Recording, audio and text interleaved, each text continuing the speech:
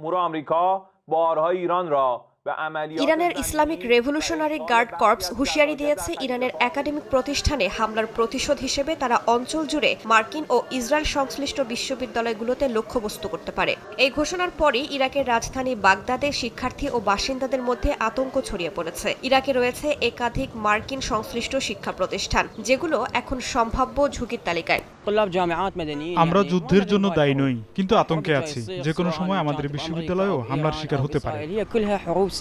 এরই মধ্যে American university of Iraq, American university of Kurdistan সহ বেশ কয়েকটি বিশ্ববিদ্যালয় অনলাইন ক্লাসের সিদ্ধান্ত নিয়েছে। বাগদাদে আমেরিকান বিশ্ববিদ্যালয় 7 দিনের জন্য ক্লাস স্থগিত করেছে। নিরাপত্তা পরিস্থিতি বিবেচনায় বিশ্ববিদ্যালয়গুলো নিজ নিজ সিদ্ধান্ত নিচ্ছে বলে জানিয়েছে ইরাকের শিক্ষা মন্ত্রণালয়। বিশ্লেষকরা বলছেন, ইরাক দীর্ঘদিন ধরে আঞ্চলিক শক্তিগুলোর দ্বন্দ্বের মাঝে অবস্থান করছে। স্থানীয় অধিকার কর্মীদের আশঙ্কা, আকাশপথে যাওয়া ক্ষেপণাস্ত্র ও যুদ্ধ বিমান ইরাকের সাধারণ মানুষকে বেশি ক্ষতিগ্রস্ত করবে। পূর্ব ও পশ্চিম দিকে চলাচলকারী বিমান ও ক্ষেপণাস্ত্র সবই আমাদের আকাশের উপর দিয়েই অতিক্রম করছে।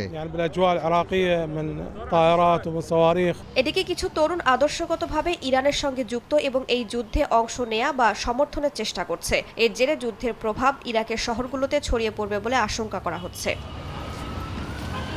রাইসা জান্নাত, সময় সংবাদ।